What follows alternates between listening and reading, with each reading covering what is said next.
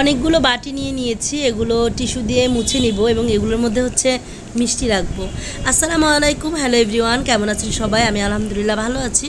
আশা করি আপনারা সবাই আল্লাহর রহমতে ভালোই আছেন। তো অনেক দিন পরে 7 দিন পরে আজকে আমার ছেলেটার আল্লাহর রহমতে জ্বরটা কমছে, মানে জ্বর নাই আর কি।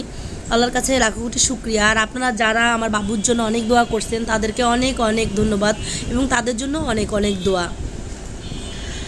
আর আসলে সন্তানের জন্য কেউ দোয়া করলে তার জন্য দোয়াটা এমনি চলে আসে, যারা মা, কারণ আমাদের কাছে সবচেয়ে প্রিয় কিন্তু আমাদের সন্তান।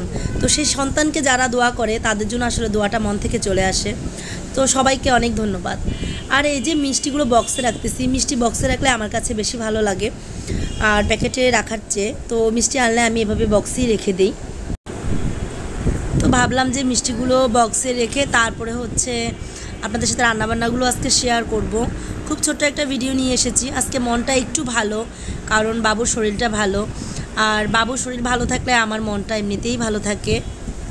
আর এই মিষ্টিগুলো আমার পছন্দ, এই জন্য এই মিষ্টিগুলো বাবু বেশি নিয়ে আসে।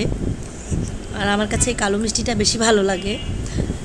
তো কার কার এই মিষ্টিগুলো বেশি ভালো লাগে অবশ্যই কমেন্টসে জানাবেন। আর আমার ফেসবুক পেজটা আঞ্জুমস মম একই নামে, যারা এখনও ফলো করেন নাই তারা অবশ্যই আমার পেজটা ফলো করে দিবেন। আর আমার ইউটিউব চ্যানেলটা অবশ্যই সাবস্ক্রাইব করে দিবেন, লাইক দিয়ে ভিডিও দেখবেন আর কমেন্টস করে জানাবেন আমার ভিডিওগুলো কেমন হচ্ছে। তো এই যে এটাও রাখা শেষ। তো এবার হচ্ছে এটাকে ঢাকা দিয়ে দিব, সবগুলি হচ্ছে ফ্রিজে রেখে দিব। তো এরপর হচ্ছে এই বক্সেরটা রাখবো। তো আমি রান্নাবান্নাটা অনেক আগেই শেষ করে নিয়েছি আজকে। আর বাবুর স্কুলে যেহেতু যাই নাই, তাই খুব সকালের থেকেই মোটামুটিভাবে অনেক কাজ গুছাইতে পারছি। আজকে অনেক দিন যাবৎ বাবুর স্কুলে যাওয়া হয় না, আসলে বাবু তো অসুস্থ ছিল, এই জন্য স্কুলে যাই নাই। আমার ছেলেটা শুধু বলে মা স্কুলে যাব। তো ওকে বললাম বাবা তোমার তো জ্বর, ভালো হয়ে নাও তারপর স্কুলে যাবে।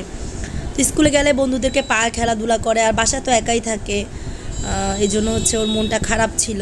একে তো অসুখ, আর হচ্ছে আবার বন্ধুদের সাথে দেখা হচ্ছে না, তাই মন খারাপ। যাই হোক, অবশেষে আল্লাহর রহমতে যে বাবাটা সুস্থ হয়েছে এটাই অনেক বেশি। খুব ভয় পাইছিলাম, মানে সব রিপোর্টগুলো নর্মাল আসতেছিল টেস্টের, কিন্তু ওর জ্বর কমতেছিল না। তো অনেক বেশি টেনশন হচ্ছিল। তো যাই হোক, আলহামদুলিল্লাহ। তো এই যে রান্না করেছিলাম ইলিশ মাছ ভেজে রান্না করছি, আর এখানে ডাল আর হচ্ছে লাল শাক। সবাই ভালো থাকবেন, দেখা হবে নেক্সট কোনো ভিডিওতে। আল্লাহ হাফেজ।